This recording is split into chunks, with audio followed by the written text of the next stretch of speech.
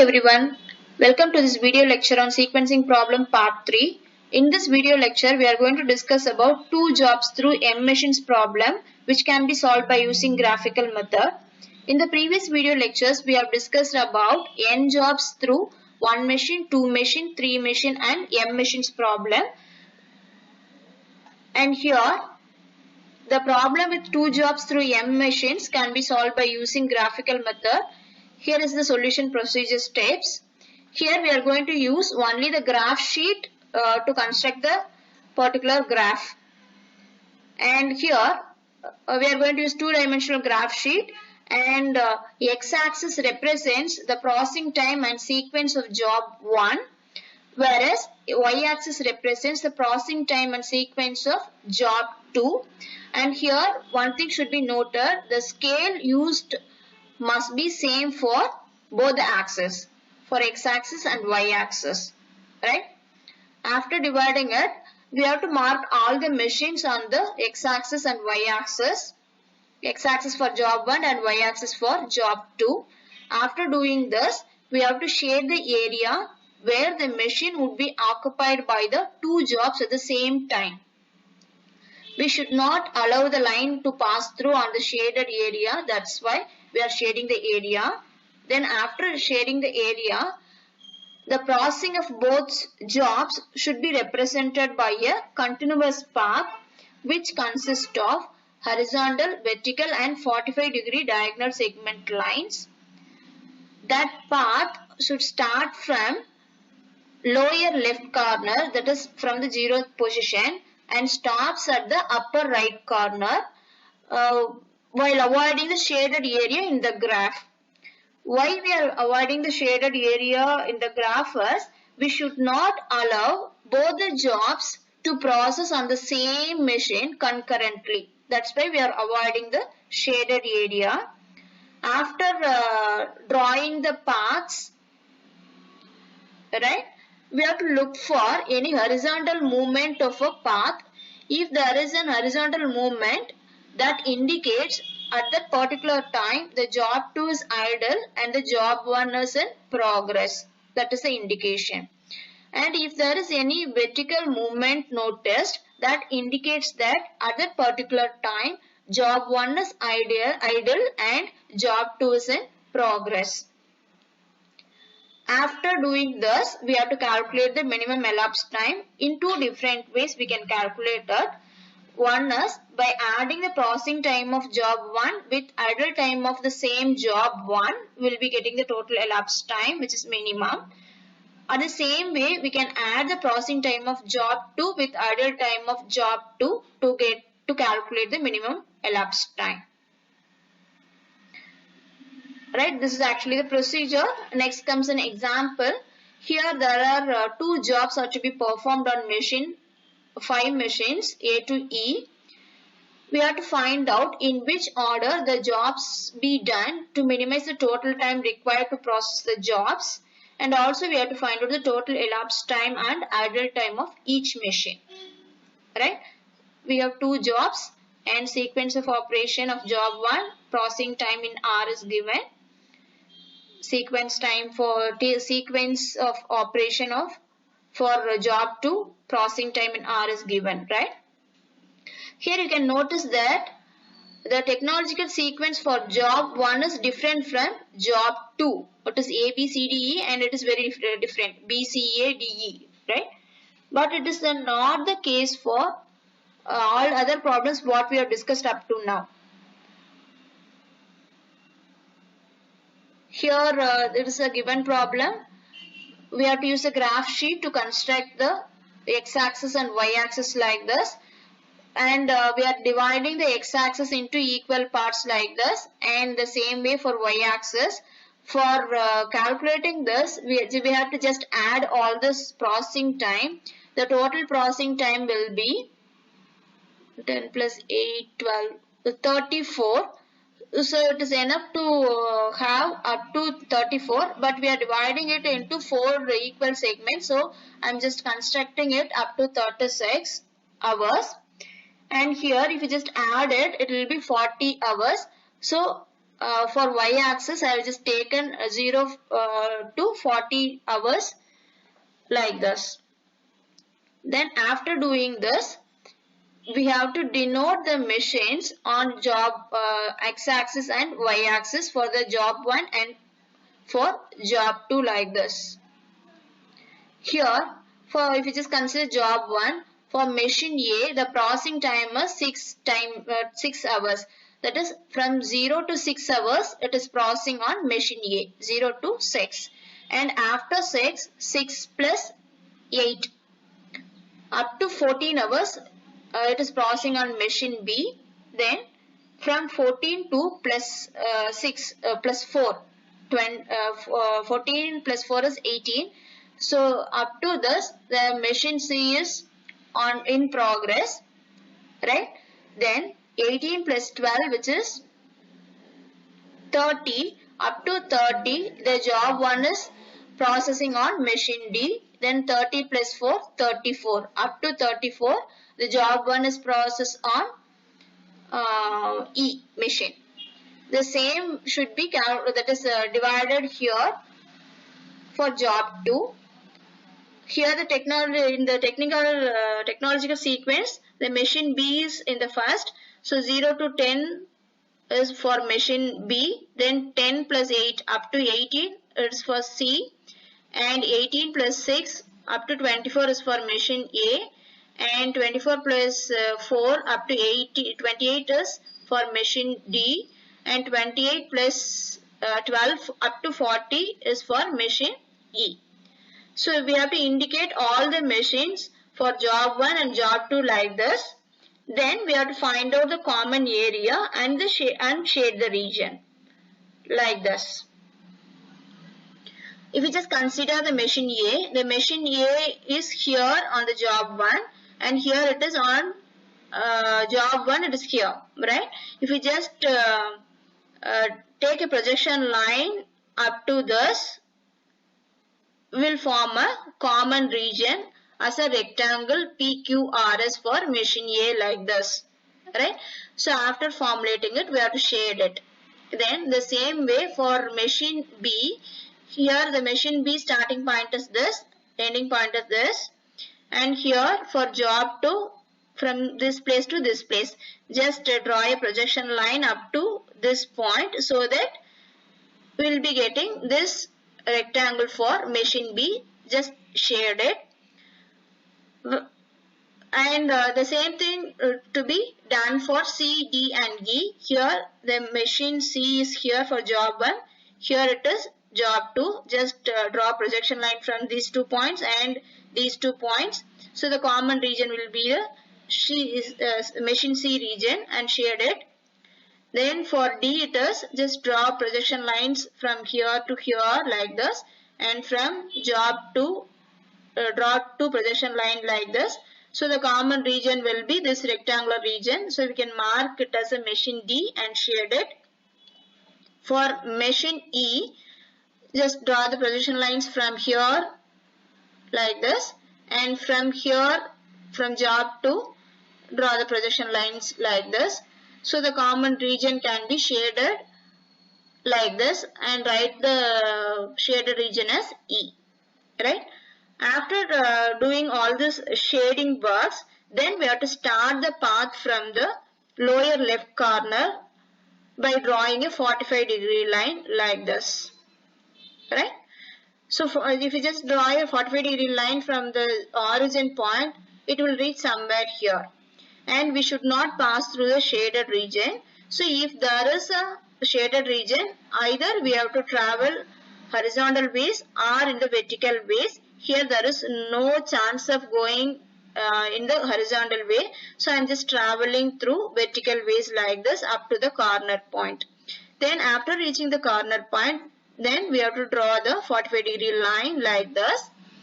And it should not pass through this shaded region. So I am just stopping somewhere here. This is on the projection line like this. Then up to this corner point, I have to draw the vertical line like this. And from this corner point, again draw the 45-degree line. It is reaching at this corner point. But we have to stop our process in the right corner of the graph. So from this point to this point, draw the horizontal line, so that we can just draw the entire path which represents the processing operation, right? Now from this graph we have to take the idle time and total elapsed time. So idle time, we all know that the horizontal movement indicates that the job 2 is idle, right? So here from this point to this point, the job 2 is idle. So that time unit is 4 hours. We can just pick it from the graph sheet, right? Just measure it and pick it from this graph sheet, so that it will be 4 hours. The same way, vertical movement indicates job 1 is idle.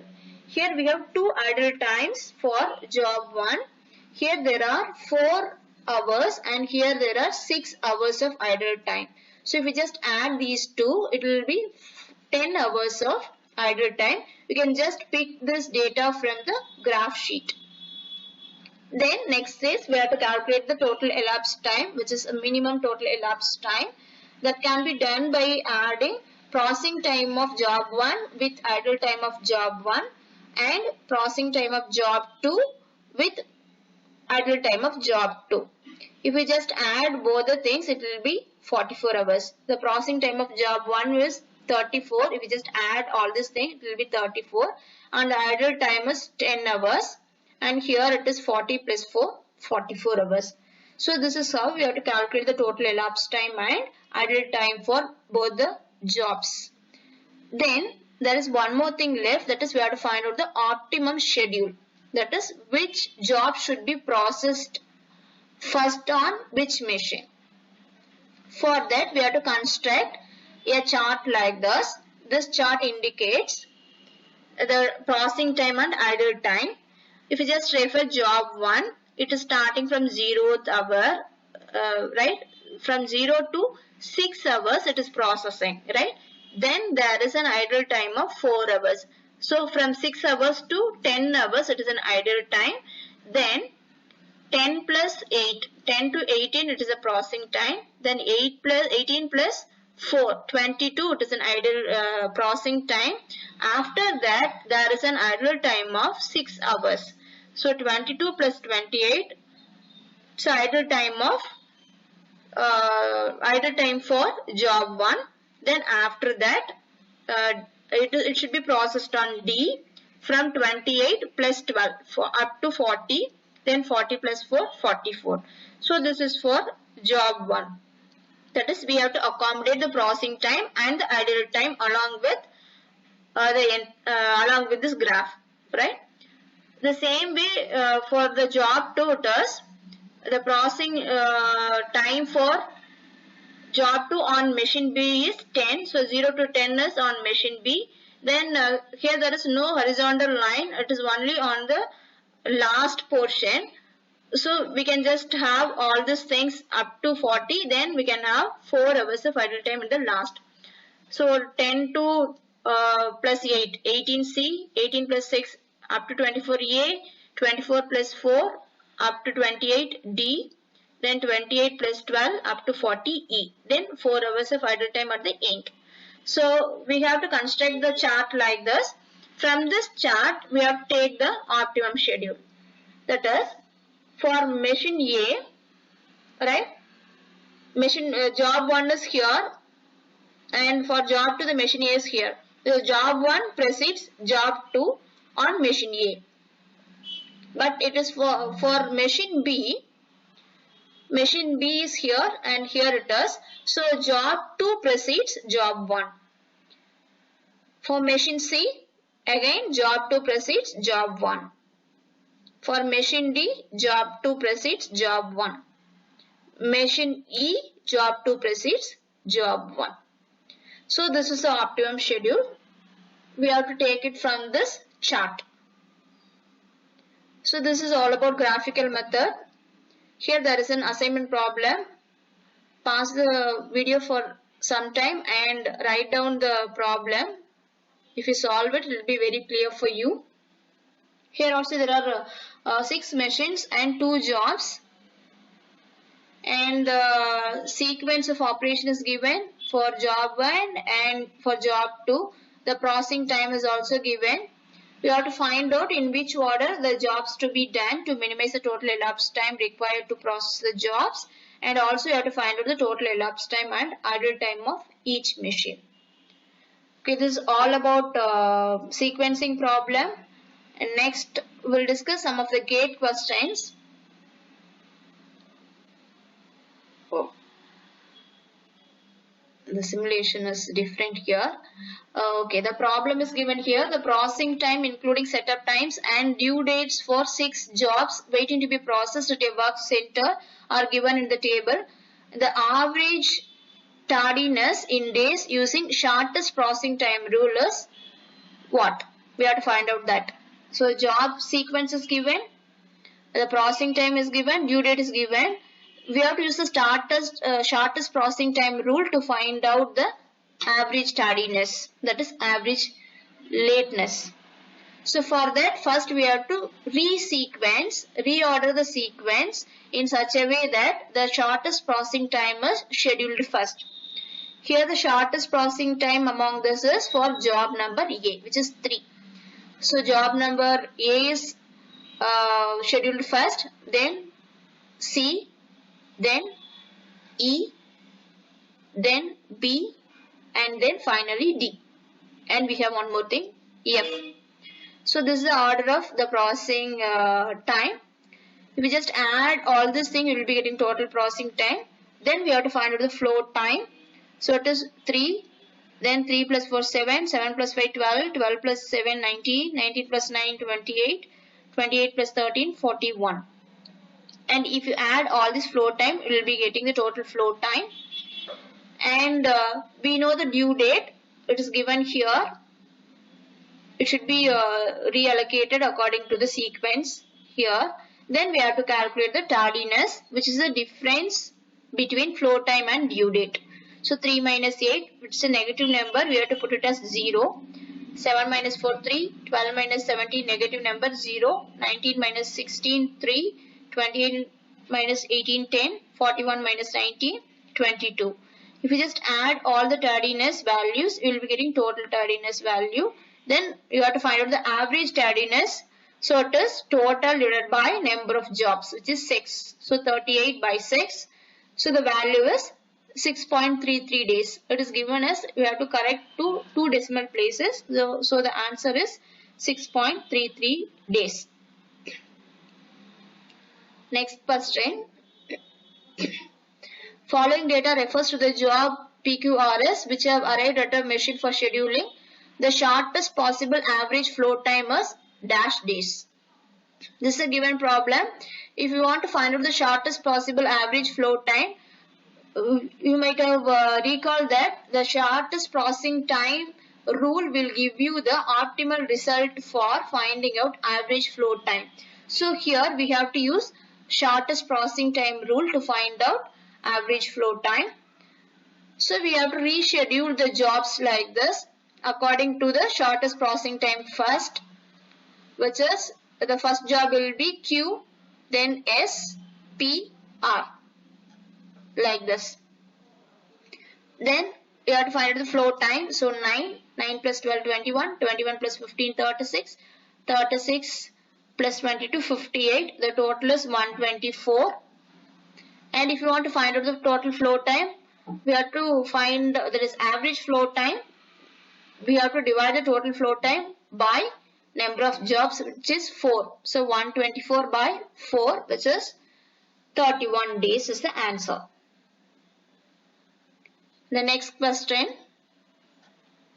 4 jobs are to be processed on a machine as per data listed in the table.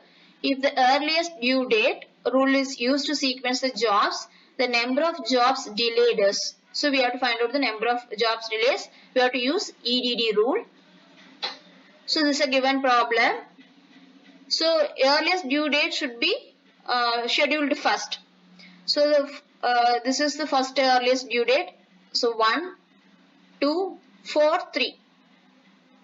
This is the sequence and the options are given like this.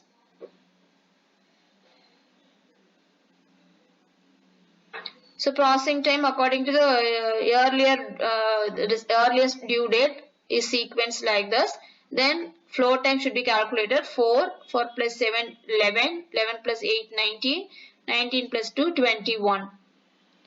We know the due date. We can find out the tardiness. 4 minus 6 negative number 0, 11 minus 9 2, 19 minus 17 2, 21 minus 19 2. Just we have to find out the number of jobs delayed. So the number of jobs delayed is 1, 2, 3. Answer is 3. Right? Next question. 4 jobs are to be processed on a machine as per data listed in the table. Using the shortest processing time rule, we have to find out the total tardiness. So this is the given problem. We have to reschedule the job sequence as per the shortest processing time.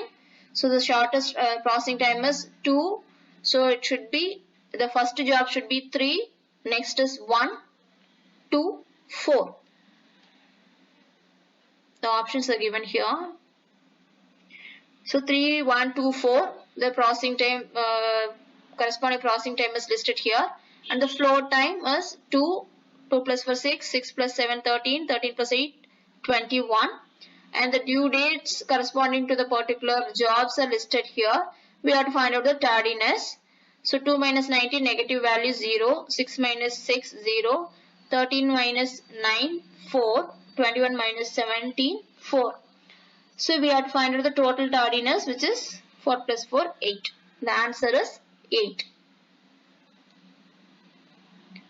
Next question. 6 jobs arrived in a sequence as given below. Average float time in days for the above job using shortest processing time rule is, we have to find out. So this is a given processing time. And the answers are given, options are given. So we have to reschedule the entire job by using shortest processing time first. Like this. 1, 3, 5, 6, 2 and 4. Then we have to find out we have to calculate the float time. 4 plus 5 9, 9 plus 6 15, plus 8 23, plus 9 32, plus 10 42. And if you just add all these things, it will be 125. We have to find out the average float time. So total float time divided by number of jobs, which is 6. 125 by 6. So the answer is 20.83. So this is how we have to solve the gate questions. Thank you for patience hearing.